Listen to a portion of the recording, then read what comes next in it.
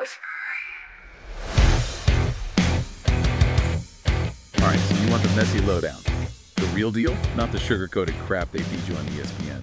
Well, you came to the right place. We're diving headfirst into the Wikipedia cesspool, sifting through a biography.com puff piece, and even enduring a YouTube snooze fest. All so you don't have to. And let me tell you, this ain't your mama's bedtime story. We're talking growth hormones, family drama, and a contract that looks like a toddler's finger painting. Messi's story is more soap opera than sports, but hey, the guy could play. I'll give him that. Get ready to hear about how this little dude went from being a shy, hormone-deficient kid to a global superstar. We'll unpack his rise through Barcelona's youth academy, his legendary beef with Ronaldo, and his ventures beyond the pitch that'll make your head spin. Let's bring in our resident voice of reason to help us make sense of this chaotic mess. So where do we even begin with this guy? He's like a walking paradox, quiet off the field, a goddamn beast on it. Well, what's intriguing is how Messi's story really embodies the idea of turning adversity into triumph. He faced significant challenges early on, but his unwavering passion and dedication propelled him to incredible heights. All right, so let's start with the backstory. He's from Rosario, Argentina. Not exactly a footballing paradise. What was his childhood like? Was he kicking a ball around before he could even walk? Messi's love for football was evident from a very young age. He practically lived at the Grandoli local club where his father coached. By 6, he was playing for Newell's Old Boys and quickly gained notoriety as a prodigious talent, scoring almost 500 goals in 6 years. 500 goals. Yeah. Talk about a natural-born killer. But there's a twist, right? Something about a growth hormone deficiency that almost derailed his entire career. That's right. At 10, he was diagnosed with this deficiency, which basically meant he wasn't growing at a normal rate. His family was devastated. The treatments were expensive, around $1,000 per month. A hefty sum for his working-class family. So basically, little Messi's football dreams were hanging by a thread. What happened? Did some rich benefactor swoop in and save the day? Well, it wasn't quite like that. Word of his talent reached Barcelona, and they saw his potential. They offered him a place at their famed La Masia Academy, covering his medical expenses and providing him with top-notch training. So they basically bought him. But uprooting a 12-year-old kid and shipping him across the Atlantic, that's got to be rough. Did he adapt to life in Barcelona easily? It was a difficult transition. He was incredibly shy and homesick. Imagine being a teenager, separated from your family, trying to fit in a foreign country. There were reports that his teammates initially thought he was mute because he barely spoke. Man, that's brutal. It's easy to forget that these superstars are human beings with real emotions. But this is Messi we're talking about. He didn't let a little thing like homesickness stop him from becoming Messi. Yeah. So how did he fare at La Masia? Did he tear it up from day one, or did it take time for him to find his footing? He was a bit of a late bloomer, actually. There were bureaucratic issues with his transfer from Newell's that prevented him from playing in all competitions at first. The joys of paperwork. Even football gods aren't immune to that crap. Indeed. But once those issues were sorted out, he quickly rose through the ranks.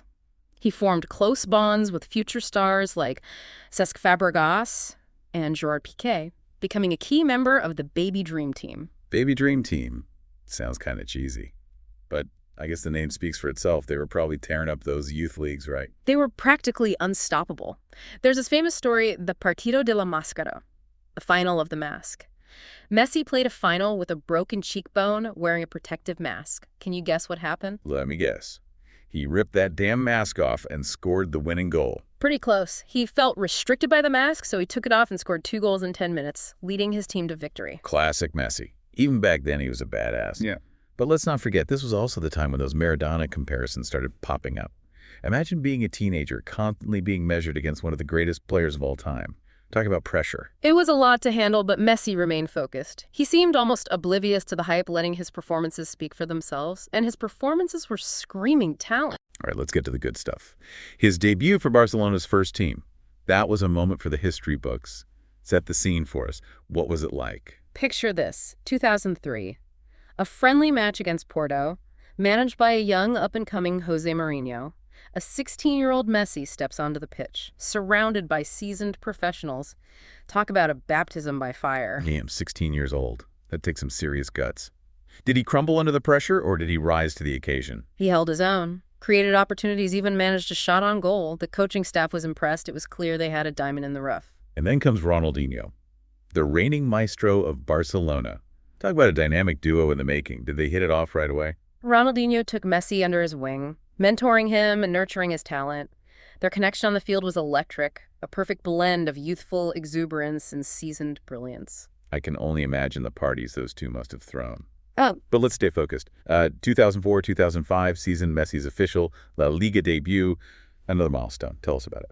it was against Espanyol, their local rivals. The atmosphere was electric. Messi came on as a substitute, and although he didn't score, his impact was immediate. But he did score his first La Liga goal that season. Right. And who provided the assist? Yeah. Ronaldinho, I presume? You guessed it.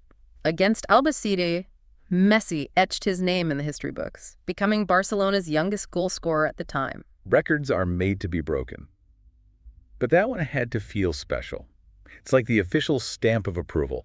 Lionel Messi has arrived. It was the beginning of something truly extraordinary. Okay, fast forward to the 2006-2007 season. Things start heating up for Messi. A certain hat-trick against Real Madrid comes to mind. Talk about making a statement. El Clasico, the most anticipated match in La Liga, Real Madrid versus Barcelona. And there's Messi, not even 20 years old, scoring a hat-trick, the first player to do so against Real Madrid in over a decade. Damn, talk about a mic drop moment. He basically silenced the entire Bernabeu stadium. He was like, yeah, I'm here. Get used to it. That performance cemented his status as a rising star. He was no longer just a promising youngster. He was a force to be reckoned with. And then there were those goals against Getafe and Espanyol. People were saying he was channeling Maradona. The similarities were uncanny. The way he weaved through defenders, the audacity of his goals. It was like watching a replay of Maradona's iconic moments. I guess it's true what they say. Imitation is the sincerest form of flattery.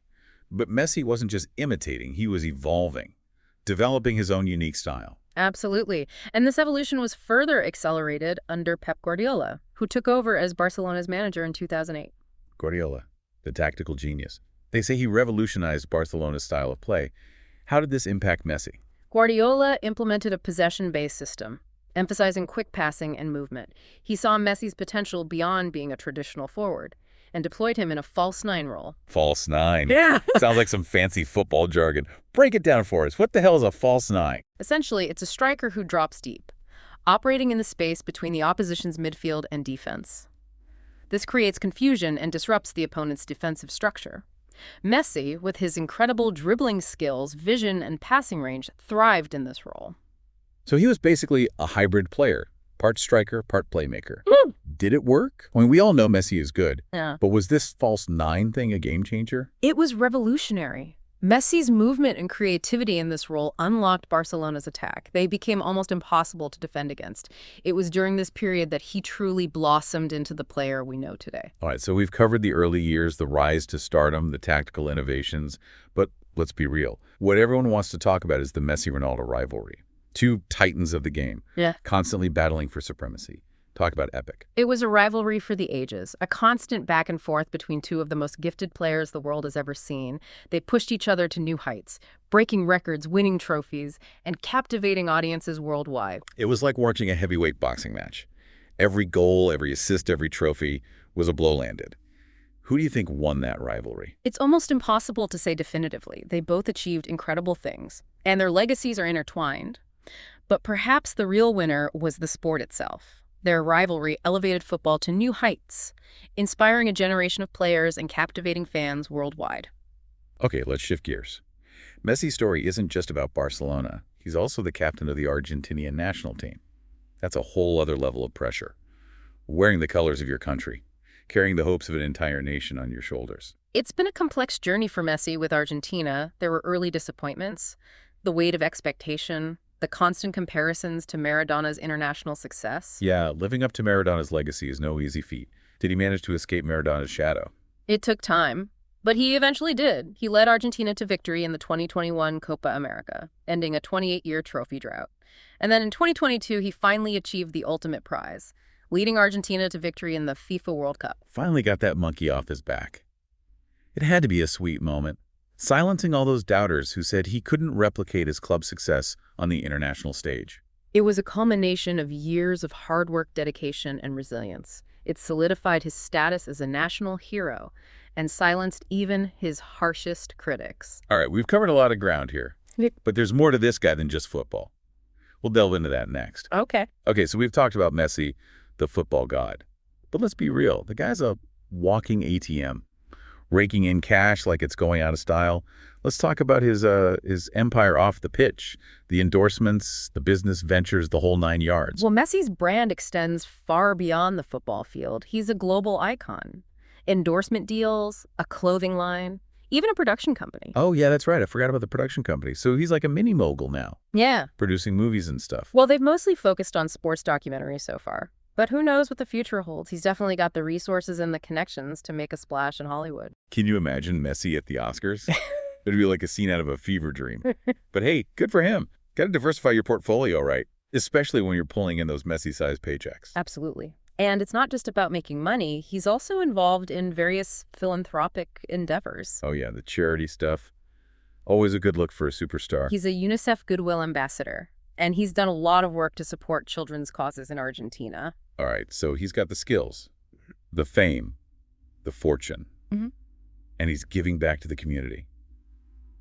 Is there anything this guy can't do? Well, he's not exactly known for his singing voice. Oh, yeah, I've heard those rumors. Apparently, he sounds like a dying cat. Let's just say music is not his forte. Well, nobody's perfect, right? But seriously, though, Messi's story is pretty damn inspiring. From a scrawny kid with a growth hormone deficiency to arguably the greatest footballer of all time. It's like something out of a Hollywood movie. It's a testament to his talent, his work ethic, and his unwavering belief in himself. Yeah, and let's not forget the role of luck. Being in the right place at the right time, having the right people believe in you, it all plays a part. True, but you can't discount Messi's own efforts. He seized every opportunity and made the most of his abilities. So what's the takeaway here for all the aspiring Messis out there? I think the biggest lesson is to never give up on your dreams, no matter how big or how small, and to always strive for excellence, even when faced with adversity. All right, folks, that's the Messi Deep Dive. Hope you enjoyed the ride and maybe learn a thing or two along the way. If you did, be sure to hit that like button, subscribe to the channel, and tell your friends to join the party. Until next time, keep it real and don't let anyone tell you you're not good enough. You might just be the next Lionel Messi.